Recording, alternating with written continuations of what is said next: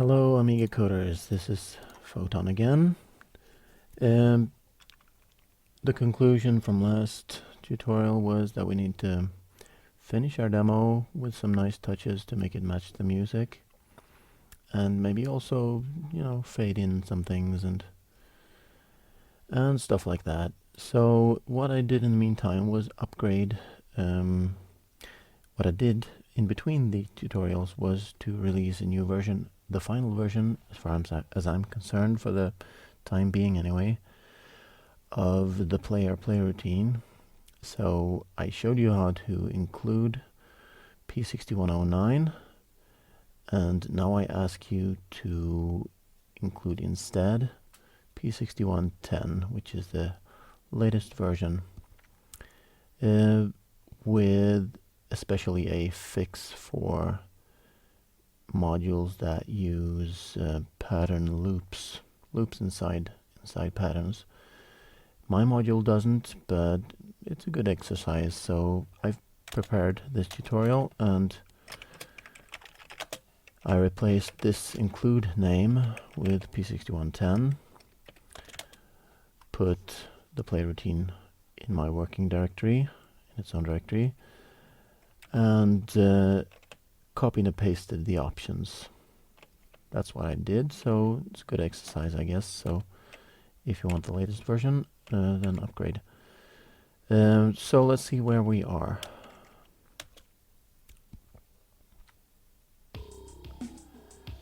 What's wrong with this scene?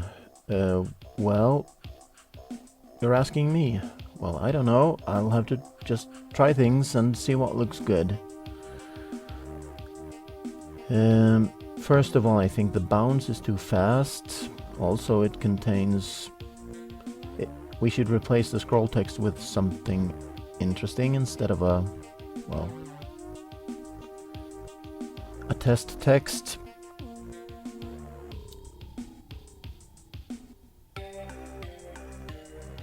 What else is wrong? Well, do you recognize the cyan copper bar that we started out with? Well, it's cyan, which is not a very pleasant color, so maybe we can do something about that.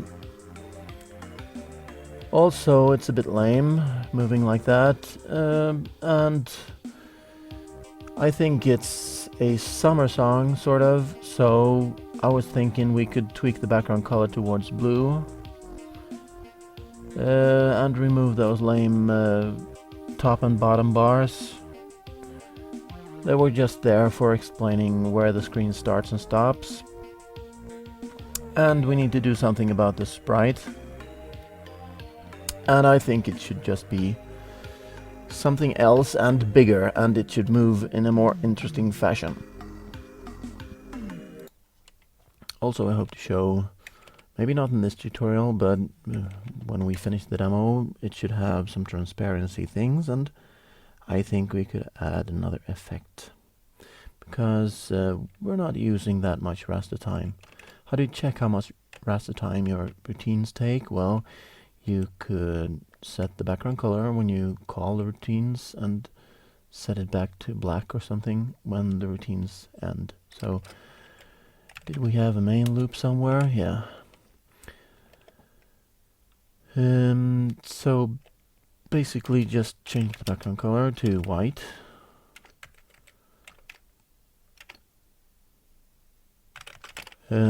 Before running our stuff, and set it back to black. And we're done. So basically we have all the time in the world. You can see where it changes to white, and then there's some copper instructions that changes it back to gray or whatever. And then where the black ends, that's where our code stops executing for each frame. Excluding the music play routine, which is running on interrupts for this module. I can just remove this check because there's no way we're gonna get near the limit for what the Amiga can do here in these simple tutorials. Plus, I'm showing you the a way to do these things that is, well, efficient anyway. So, and so what did we want to do? Well, boom, boom, boom, boom. Let's change some background colors in the copper. Some simple things to get started. To get a bit more pleasant design. So just look for, as you can tell, I'm into other things in between these tutorials. So these could be removed and just, well, I don't know, I want to use this logo palette color. Red, green, blue, so up that a bit, and we could move that to this very start of the copper. Well, after the initialization commands. And that'll give us a blue background. Then somewhere down here we reset it to black or something. Here's where it goes back to the background color, so we made a change there. And we turn off the bit planes, which does not affect the background color. With 0 bit planes on, of course you only have one color to modify the background color, and no bit planes need to be on for the background color to work. Here's our font palette. So where's our black color coming from? Let's check. It's after these commands. What happens then? Oh yeah, maybe we're poking. Maybe we're poking this font palette. We probably are. Okay, font pal P. Yeah, that's obvious. So font E. So we just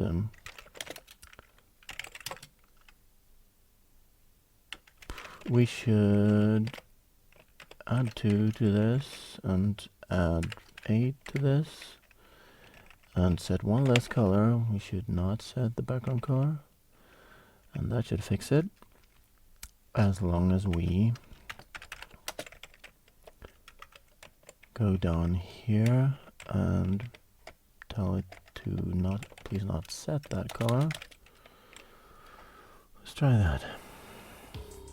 Yep. But it gets a mismatch in the pointer there. Why is that? Okay.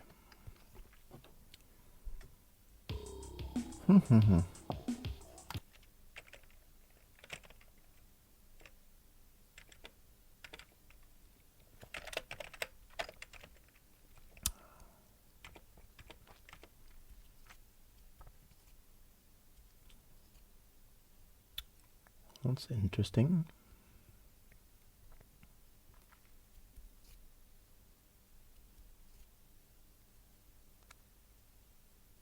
Oh, we can't remove a color and then add 4, can we?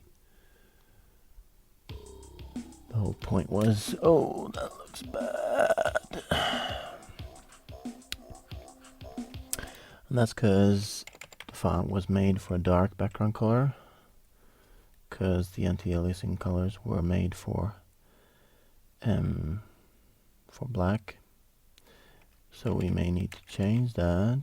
Instead, I'm gonna make the background color darker, I think. And then fix up the logo instead. Last minute choices makes for extra work, but we don't mind, because it's gonna be the best demo ever. So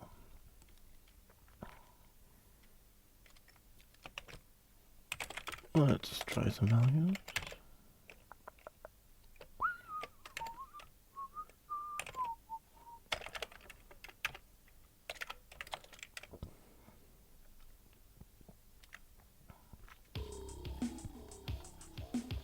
Didn't really help.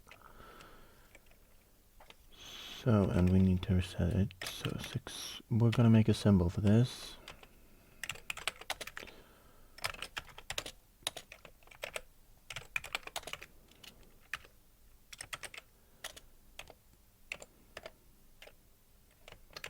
Where you want to put it. Before or after all these settings, I don't know. But we put the other stuff here, so.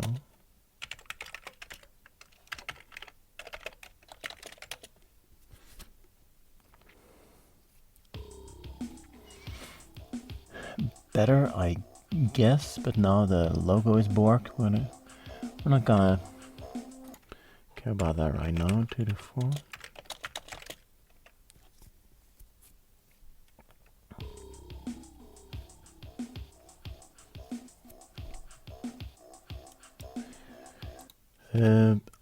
I want to see how it looks. I want to put in a stop button here and to check how it looks because it's moving too fast. So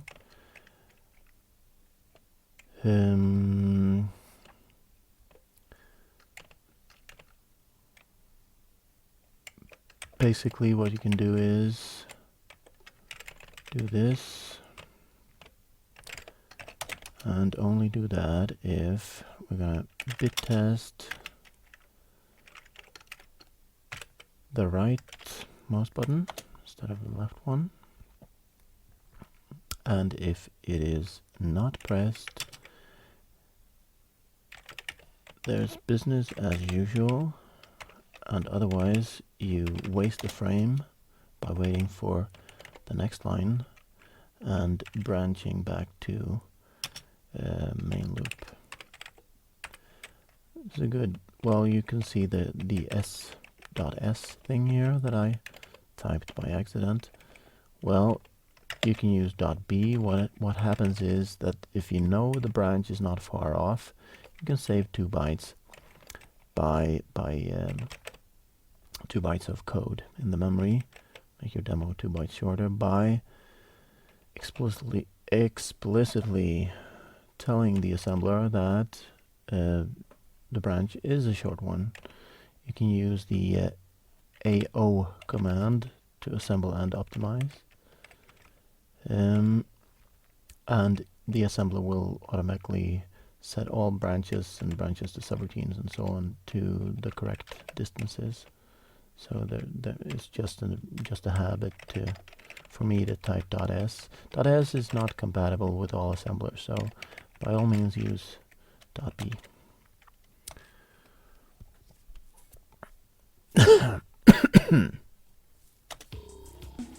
So now we have a freeze frame, and it doesn't stop the music because it's running on the interrupt. And I think that looks hunky-dory, actually.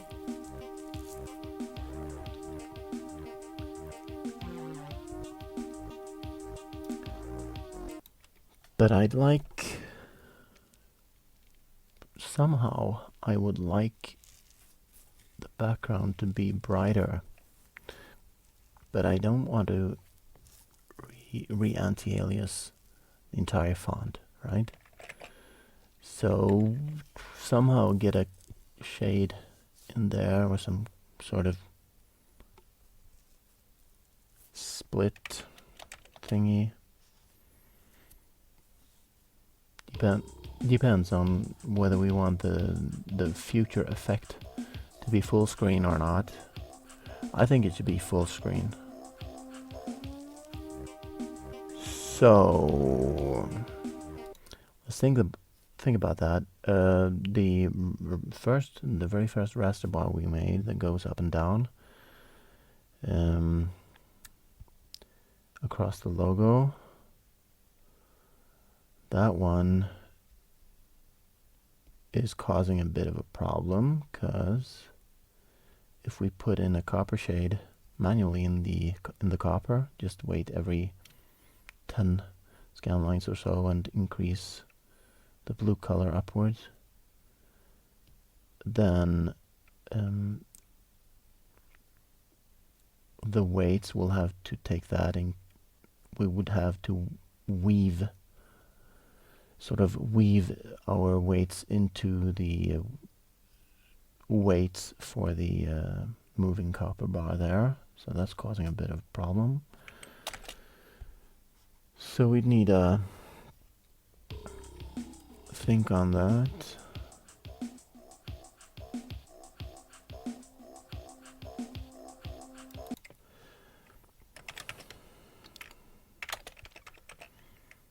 So what about something like this?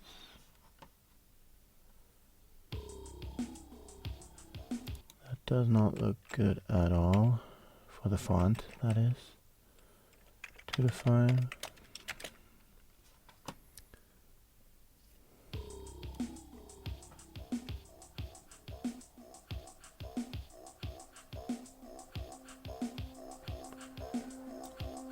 That looks okay, and it's probably the brightest we can go for the font. And that looks horrible. So 2 to 5 it is. And what say we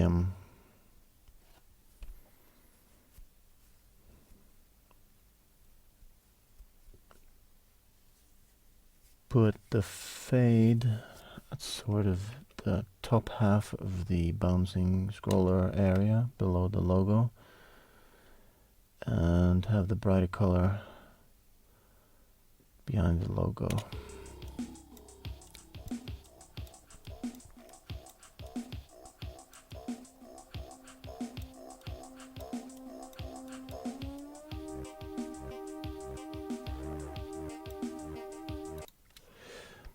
Or we could use another background, different color from the background color.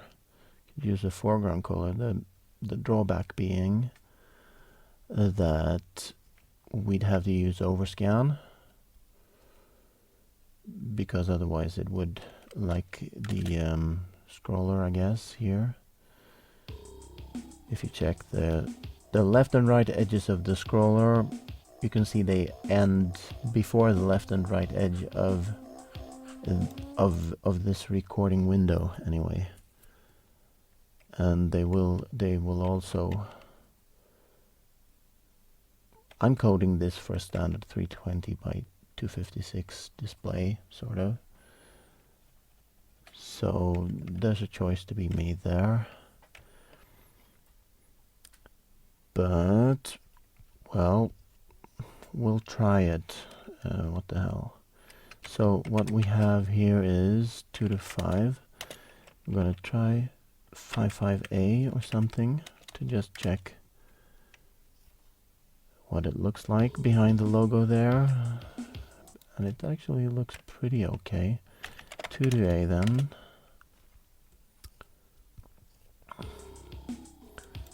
That's a bit too primary color for me. 44F should look about as primary color, but it's a cheerful bright color. And it's certainly a sky color, if ever I saw one. So, how about this?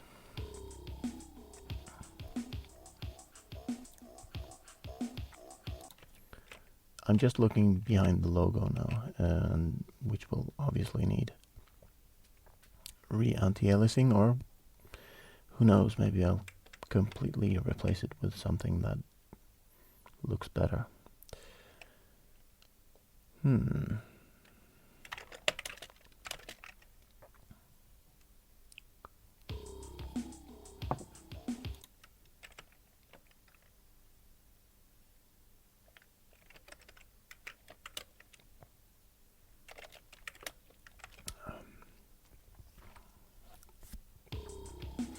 What you can do is experiment in Deluxe Paint to get all these colors right, and then you'd know you wouldn't have to experiment with these things. So now we're gonna fade from 2 to 5 to 44F for now. So the way to do that is to, well, the simplest way is to just type it manually in the copper. I could show you some advanced, RGB fading routine, but Partly you wouldn't get perfect control over the fades, and secondly, well, it's way overkill for the stuff that we've done so far. So we know that this ends at 9.6. So I'm gonna fade from here. I'm gonna set this to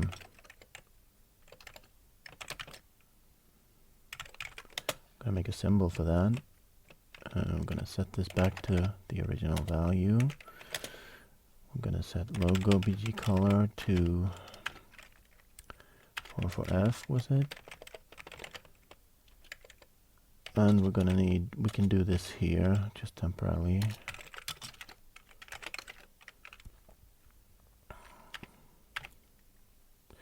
Now we're gonna step this down some fashion. And 44D, C333, BA9. Just counting down in hex here. 2, 2, 2, 2, 8, 7, 6. And that's our fade. So what we need in between is some weights, right? And we're going to use a trick to make. I can show you the unpleasant fade first, and then the pleasant one. And we need to. You can do this to just hide it from the eyes of the assembler. And we're gonna check the gap here between the logo and the top of the scroll bounce.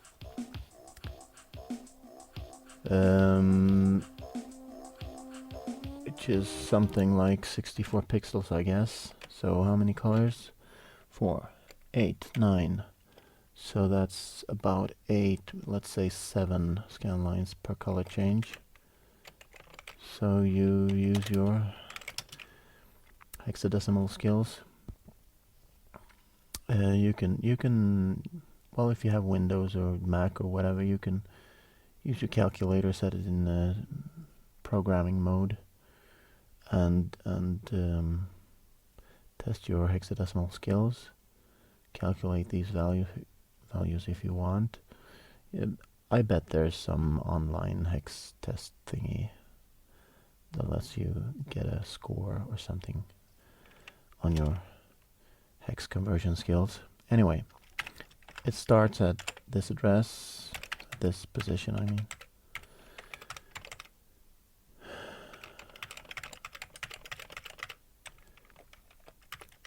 Gonna put weights in between like that, and we're gonna add 7, so that's D, and that's, what's that then? 13, 16, A4, AB, plus that is 18 is B2, B9. That's a very benign position.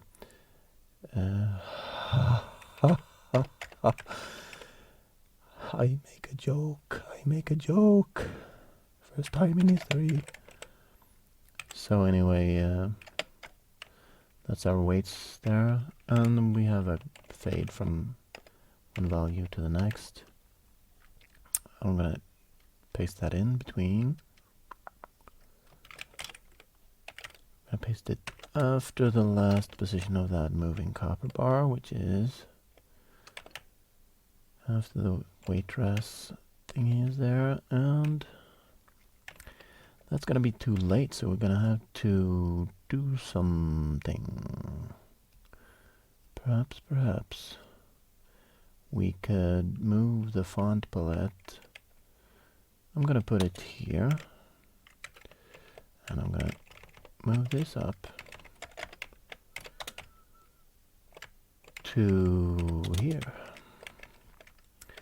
and make this weight earlier because the logo isn't full width, so we can move this in somewhat to make room for enough cycles for the copper to set the palette before before the end of the previous line. So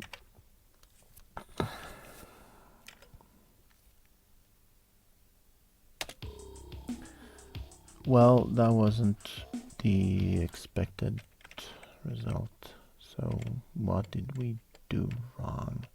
Oh, we didn't. We kept the red component at 4, which we shouldn't have. Oh, and we need to make one for the last one. BG call, right? And this top one should no longer be. This one should be.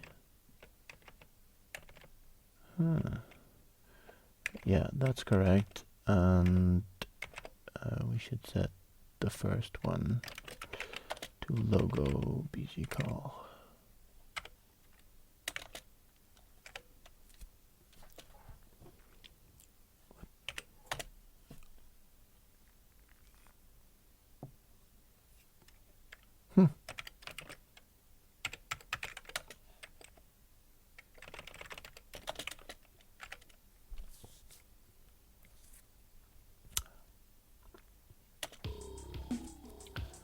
That's weird. Well, first of all, after the waitress stuff there, oops.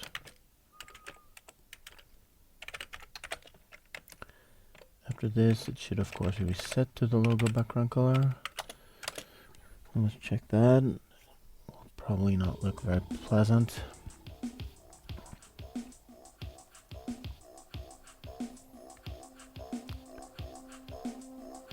And while it ends up at the correct color, we have some banding. And that means we have to check our bullshit. We're lowering the blue component. Why are we doing that? Well, we're fading the red and green components slowly and the blue component quickly, which is correct. But we might try some other things too. I'm gonna overlap it by 1. Check. Again. I should have used Deluxe Paint for this. Let's just do this and get it over with. Because that, according to me, should be quite correct. But as you could see, we had some banding, and partly that's because the Amiga palette is just 12-bit, as opposed to PC displays, which have, and AGA displays, which support 24-bit color. And that results in quite big steps in color values. So to do that, a common technique is to put basically triple the size of this this mini copper list that changes the background colors. Let's see. We're introducing a new color here, so we copy that color twice, not thrice, and do it in a different way by adding 1 instead and reintroducing the previous color. That'll probably be easier to previous color. If you want, you can space them out so they're easier to see.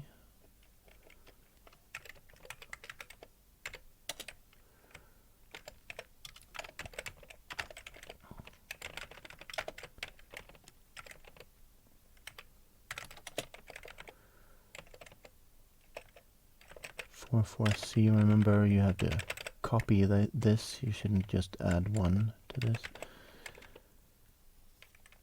And also we need to add to this. Keep on trucking.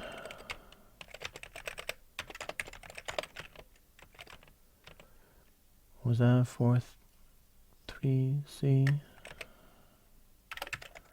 Isn't that a break right there?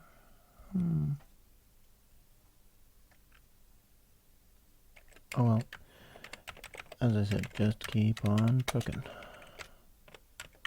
BAD. No. Not that bad.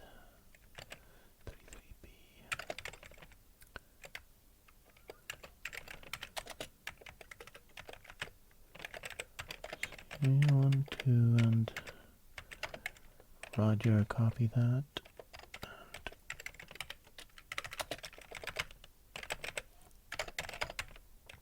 Whoops.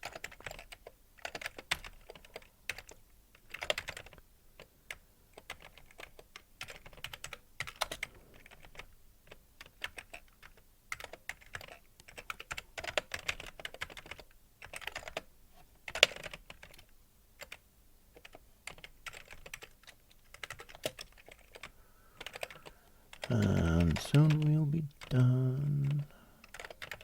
Happy, happy.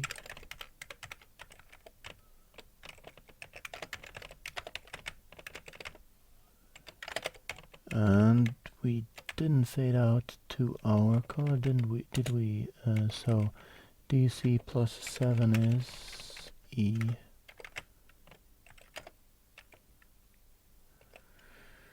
DC plus 7 is 12 plus 7 is 19 is 3.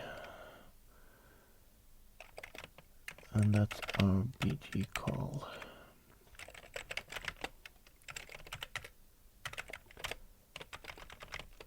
4, 5, and that's our X226. And let's try that.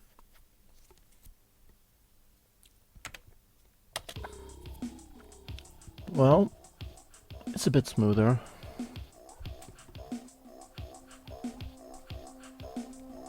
And we've pretty much avoided the banding there, which came from the color becoming too gray. So I'm going to be happy with that for now, and let's move on. What else needs fixing? We said the bounce speed, didn't we? So already I forgot the name of the variable, so let's just go through and check. Scroll it to destination, lit offset. Well, we just changed the bitplane pointer in the main loop, so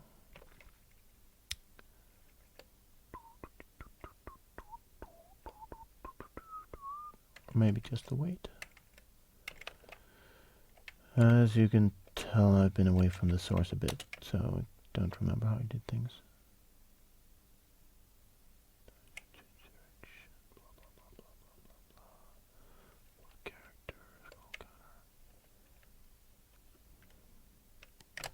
Well, let's check the carpal list, how it does it.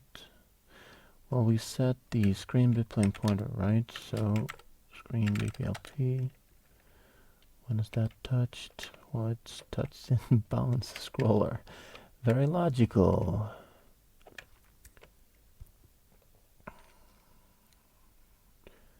So the obvious thing would be to lower the bounce Y-axle value.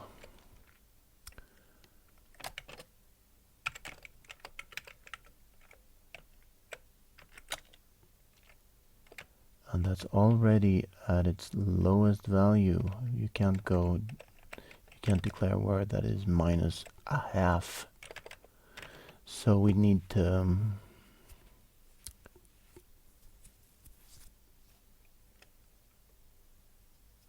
work at a subpixel resolution there in the bounce scroller. Gonna set up bookmark. What we want to do is to keep this XL and speed and only make it affect the bounce Y less. And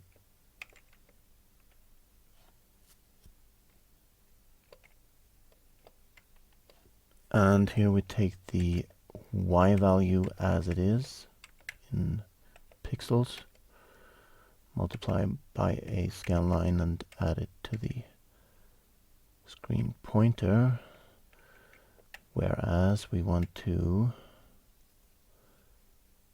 multiply it by less. We want to keep this y value as it is and shift it down. You can divide by 4, let's say. But a more efficient way to do that would be to shift it down by 2 instead. This needs to be done after you save the value to the y position, because otherwise it would be saved, shifted down, and that would result in the y position quickly settling on 0. It would be quartered every frame, so in 50 frames it would be 0 in, well, sooner than that, but anyway. So what's the initial value for bounce y? We need to multiply that by 4. As I said, the speed should be 0. It should start dropping from 0 with this acceleration, which is now a quarter pixel, whereas the bounce y should be multiplied by 4 for our calculations. So the calculations are from here to here, right? And the value is saved back with the current speeds and accelerations and whatnot.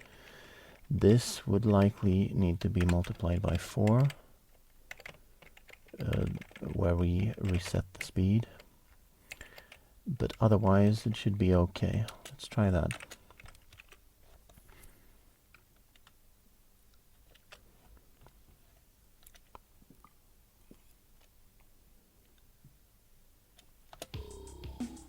Oh, oh my God. Jesus. I'm sorry for taking the Lord's name in vain. It looks semi-okay. I'm gonna leave it there.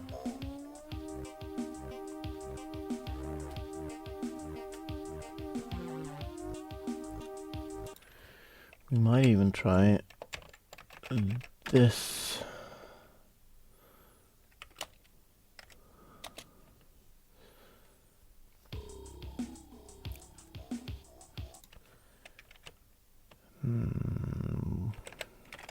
Give it a try.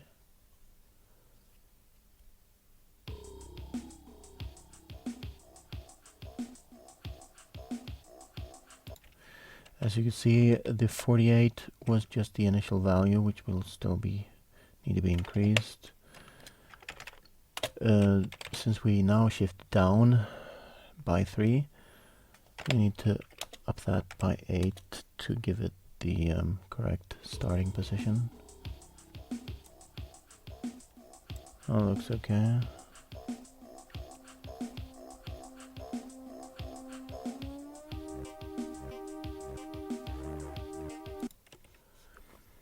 So what else do we need? We should add some scroll commands here to make the scroll, you know, to give it some more versatility, like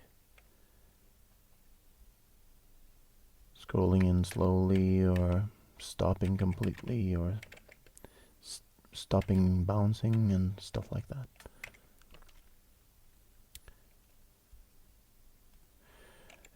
So what else is there to fix here?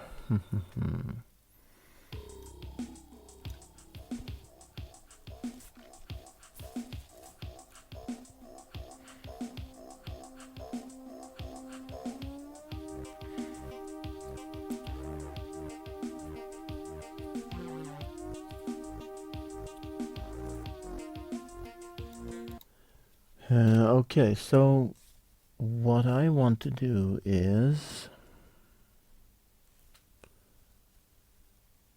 first of all, I want to change the logo, I think, to, well, modify it anyway. How is the anti-aliasing now that we increased the background color there?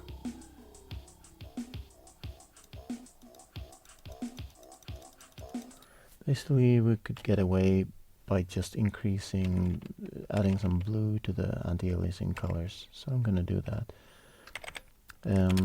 Was that logo pal? So we had And how the hell should I know which color is mapped to which pixel here?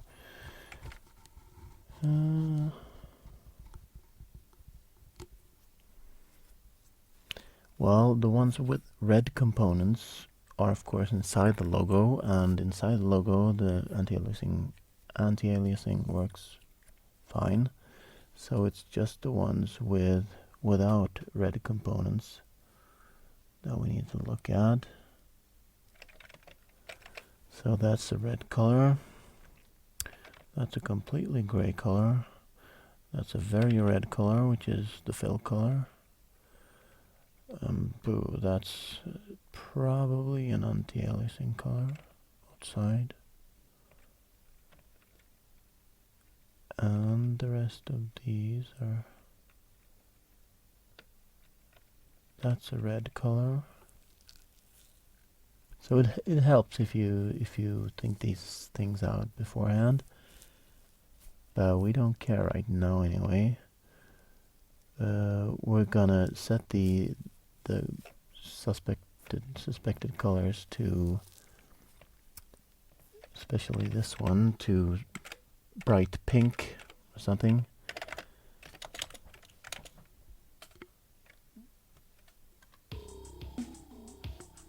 To see them, and that's the highlight color, so that shouldn't be changed.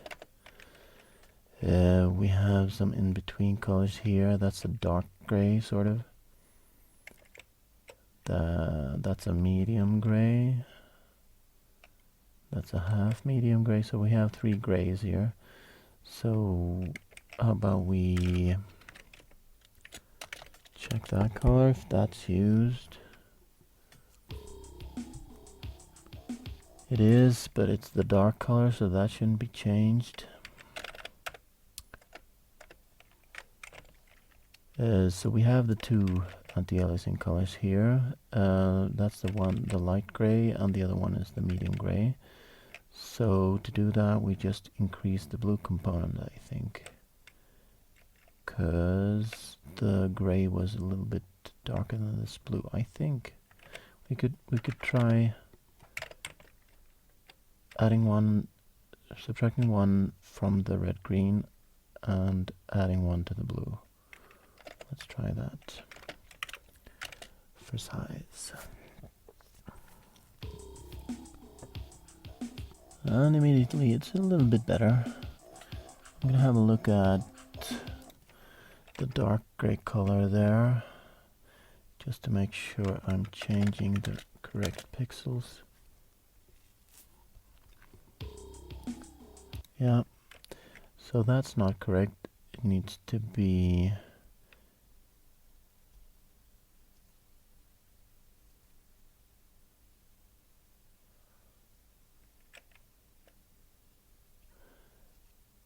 I guess brighter, or what?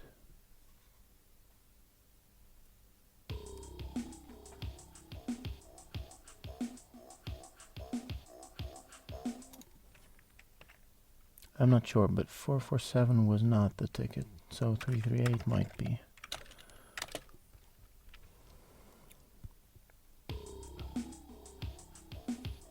It's better,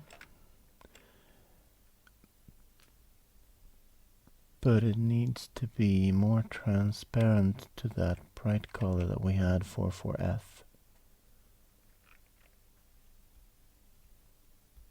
So I'm going to keep 44 and go 44A instead.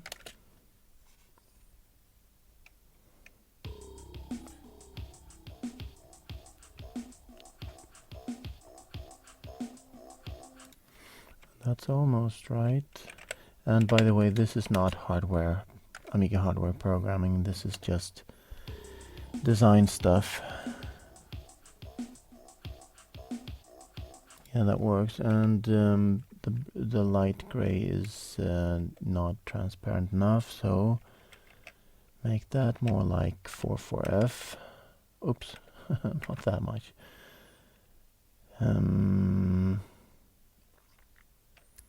We'll see on that.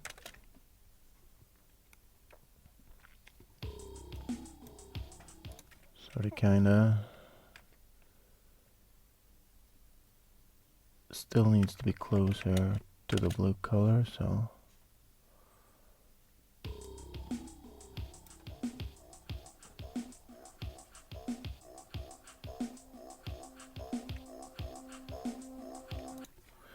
something like that, but it needs to be brighter. So 77D. Increasing all components by 1.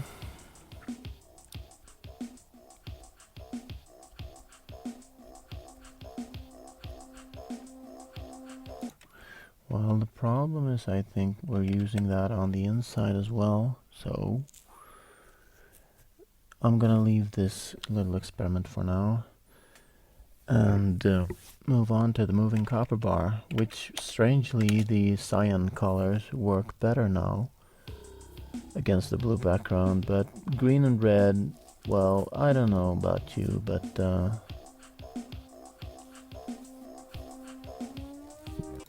we have pretty bright colors here, so I'm gonna try to make this monochrome because it might work. And I'm thinking if I want to go red or blue for tint on this. Green was obviously just wrong, just plain wrong, just no. So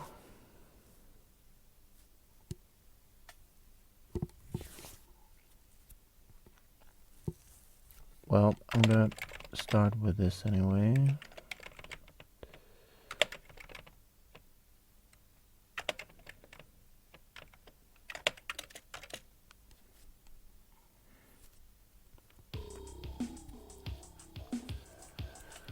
That's way too gray.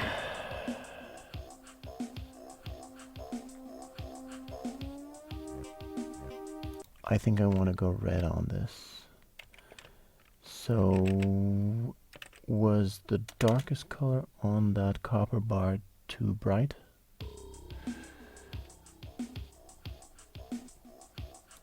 Was, I guess, about right. So, spread them across this. So what's that? 4, 4, red, green, blue. So 7, 4, 4.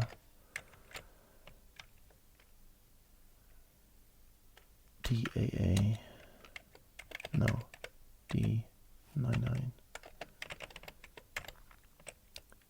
And this could be white. We could make it just FEE and D99. Just mirror the colors. You could, if you wanted to, add a shadow and stuff like that. Not gonna do this for the tutorial though.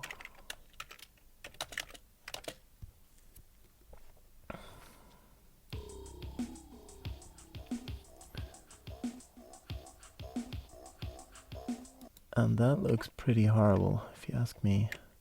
So reverse these and make it blue instead.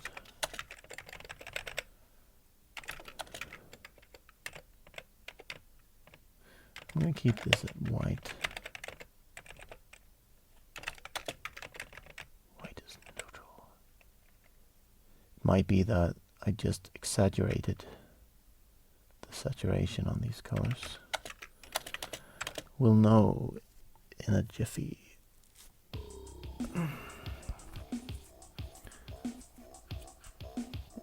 Well, I think that's okay. It's just the darkest color that's a bit too dark. Nice steel blue gray. That works for me. So now we're gonna make that go in front of and behind the logo with transparency. And that takes a bit of thinking and coding, so see you in the next tutorial.